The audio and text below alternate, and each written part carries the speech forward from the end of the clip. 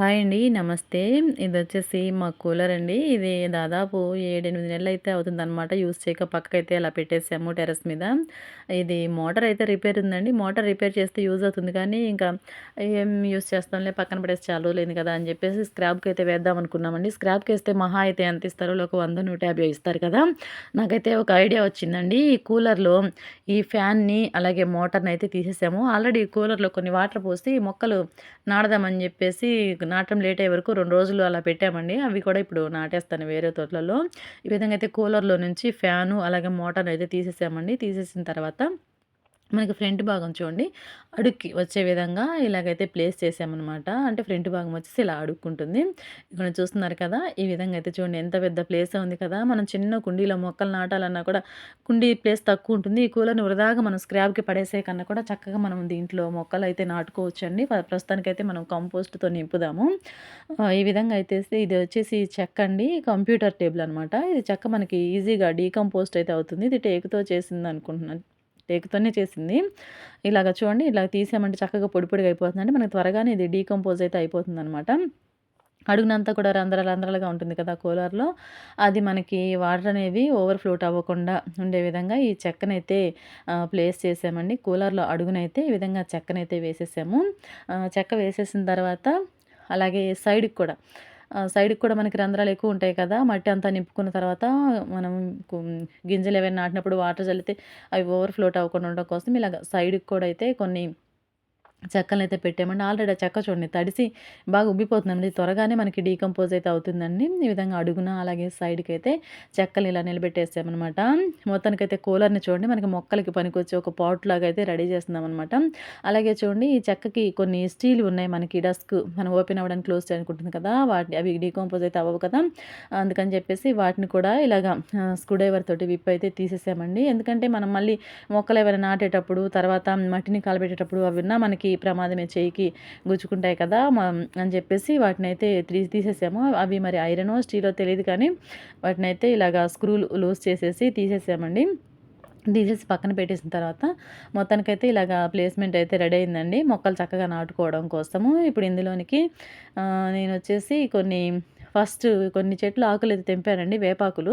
ఎందుకంటే వేపాకుతోటి నీమ్ పౌడర్‌నైతే తయారు చేద్దామని జెప్పేసి పెస్ట్ కంట్రోల్ లాగా మనకి పాట్‌లో వేసుకోవడం కోసమని కొన్ని వేప కొమ్మలనైతే తీసి పెట్టాను. చాలా తీసేసాం కదా అని జెప్పేసి వాటిలో నుంచి కొన్ని ఎండిపోవడానికి మొన్న సూపర్ మార్కెట్‌లో గూడా చూసానండి. నీమ్ పౌడర్ మన మొక్కలకు చూద్దామని చూస్తే అది 150 రూపీసో ఎంతో ఉంది. సరే ఎందుకులే మనకి అందుబాటులో వేపాకు ఉంది కదా! ఈజీగా మనమే ప్రిపేర్ చేసుకుందాం అనేసి ఆ వీడియో కూడా త్వరలోనే పోస్ట్ చేస్తానండి. ఈ విధంగా అయితే అలాగా పక్కకి పెట్టినటువంటి ఈ వేప మండలతో సహా అయితే కొన్ని తీసుకొని ఈ విధంగా అడుక్కయితే వేద్దామని జెప్పేసి మనకి ఇది కంపోస్ట్ అయిన తర్వాత మొక్క పెట్టుకోవడానికి కూడా ఈజీగా ఉంటుంది. వేర్లకి ఇవి తెగులు ఏదైనా రాకుండా ఉంటది. ఇది చేదు కదా! అలా అనేసి ఈ వేప మండలనైతే అడుగున వేసేసామండి. పెద్ద పెద్ద మండలనే వేసాము. అడుగు భాగంలో అయితే వేసేసామనమాట. ఇలాగ కొన్ని వేప మండల్ని, అలాగే కొంత కిచెన్ వేస్ట్‌ని కూడా చక్కగా ఈ కూలర్ అడుగు భాగాన అంతా కూడా నీట్‌గా సర్దేసిన తర్వాత కొంచెం రెడ్ సాయిల్ అండి. మనం మొక్కలు నాటేటువంటి మట్టి ఉంటుంది కదా! ఎర్ర మట్టి అని కూడా అంటారు. ఇవొచ్చేసి నేను ఎంప్టీ రైస్ బ్యాగ్‌తో ప్రిపేర్ చేసినటువంటి గ్రో బ్యాగ్స్ అండి. వీటిలో నేను వేరుశనగలు నాటాను, తోటకూరలు నాటాను, టమాటా మొక్కలన్నీ నాటాననమాట. ఇక వీటి టైం అయితే అయిపోయిందండి. ఇలాగ చీలిపోతున్నాయనమాట. చూడండి చినిగిపోతున్నాయి. అందుకని చెప్పేసి ఆ గోతాల్లో ఉన్నటువంటి చెట్ల మట్టినంతా కూడా ఈ విధంగా కూలర్‌లో అయితే నింపుతున్నామండి. ఒక లేయర్‌గా ఎండాకులు, అలాగే వేపాకు, కిచెన్ వేస్టు అంతా కూడా ఈ కూలర్ అంతా వేసేసుకొని పైన మొత్తం అంతా కూడా మట్టితోటి ఇలా ఒక బెడ్‌లాగా అయితే నీట్‌గా అయితే రెడీ చేసామండి. చూసారు కదా! ఎంత చక్కగా పడేసేటువంటి కూలర్ తోటి మనం మొక్కలకి కావాల్సినటువంటి ఒక పాట్‌ని కంపోస్ట్‌తో సహా ఈ విధంగా రెడీ చేసుకున్నాము. అలా రెడీ చేసిన తర్వాత ఒక రోజంతా కూడా అలా వదిలేసామండి. కొంచెం మట్టి సెట్ అవుతుందనేసి. ఆ సైడ్‌కైతే ఎండ తగలదు కదా అని చెప్పేసి అటు సైడ్ అంతా కూడా అట్లనే ఉందండి. అంటే కూలర్‌కి అడుగున మనం వాటర్ నింపుతాం చూడండి. ఆ భాగం అంతా కూడా మనం విత్తనాలు చల్లొద్దు. ఈ సైడ్ మాత్రం ఇంకా విత్తనాలు చల్లుదామని చెప్పేసి ఒకరోజంతా మట్టి సెట్ అయింది కదా! చూడండి టైట్ అయిపోయిందనమాట. ఈ విధంగా అయితే కొంచెం మట్టినైతే లూజ్ చేసేస్తున్నాను. లూజ్ చేసేసుకున్న తర్వాత ఇప్పుడు ఇందులో వచ్చేసి నేను కూరాకులనైతే పెంచుతానండి. ఆకుకూరలు పెంచుతాము. ముందు మనం ఇలాగ కంపోస్ట్ రెడీ చేసాం కాబట్టి మొక్కలు నాటామంటే చనిపోతాయి. ముందుగా వచ్చేసి కొన్ని ధనియాలను తీసుకొనైతే చల్లుతున్నానండి. ఈ ధనియాలు వచ్చేసి మనకి ఒక్కొక్క గింజ వచ్చేసి 2 బద్దలైతే అవ్వాలనమాట. ఈ విధంగా ధనియాలనైతే ఈవెన్‌గా స్ప్రెడ్ చేసిన తర్వాత ఆ ధనియాలు గింజలు మనకి కనిపించకుండా మట్టినైతే ఇలా కవర్ చేసేసానండి. ఆహ్ మనం ఎప్పుడైనా సరే కంపోస్ట్ తోటి పాట్‌ని కానీ, లేదంటే ఇటువంటి వస్తువులు మనం రెడీ చేసుకున్నప్పుడు మొక్కనైతే నాటకూడదండి. అది కుళ్ళే కొందికి మనకి వేడనేదొచ్చి మొక్క వేర్లనేవి ఆ వేడికి మాడిపోయి మొక్క చనిపోయే ప్రమాదం ఉంటుంది. అందుకోసం అని చెప్పేసి ఎప్పుడైనా సరే కంపోస్ట్ బిన్‌గా ఈ విధంగా పాట్‌ని కానీ, ఇటువంటి కూలర్స్ గానీ ఏవైనా మనం రెడీ చేసుకున్నప్పుడు ఫస్ట్ గింజల్ని నాటుకోవాలనమాట.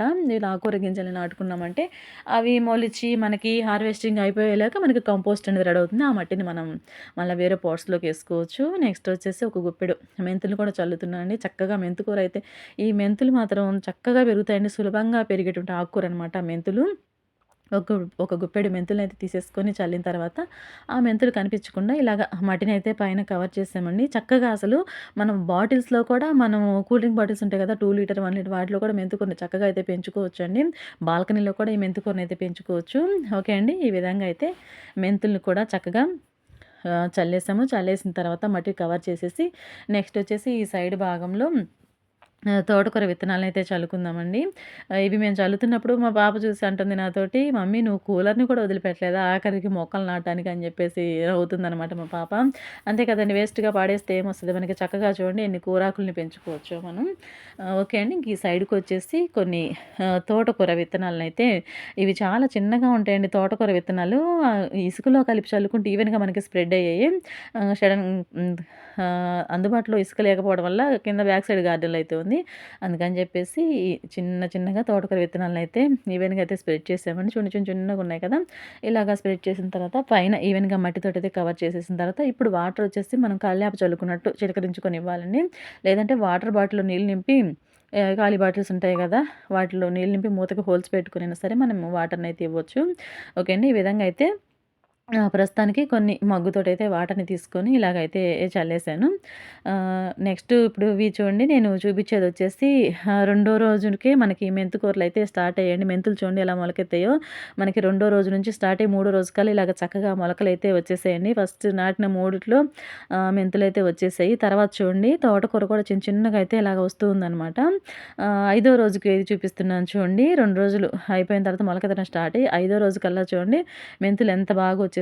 త్వరగా ఈజీగా గ్రో అవుతాయండి. అలాగే తోటకూర కూడా చూడండి ఎంత చక్కగా వచ్చేసిందో. 2 ఆకులైతే వచ్చేసాయన్నమాట. ఈ స్టేజ్‌లో మాత్రం వాటర్‌ని చాలా జాగ్రత్తగా ఇవ్వాలండి. మొక్క డిస్టర్బ్ అవ్వకుండా మనం కల్లాపు చల్లినట్టుగా లేదంటే స్ప్రే బాటిల్‌లో వేసైనా స్ప్రే చేయొచ్చు. కానీ ఇంకా కొత్తిమీరలైతే రాలేదండి. ఆ ప్లేస్‌లో కొంచెం విపరీతంగా గడ్డే మొక్కలైతే వచ్చాయి. ఇంక సరే ఇవి మాత్రం టైం పడుతుందండి. 10, 15 డేస్ అయితే పడుతుందనమాట ధనియాలు మొలకెత్తడానికి. నెక్స్ట్ వచ్చేసి 1 వీక్ కల్లా చూడండి ఈ విధంగా అయితే మెంతులు చక్కగా అయితే గ్రో అయ్యాయి.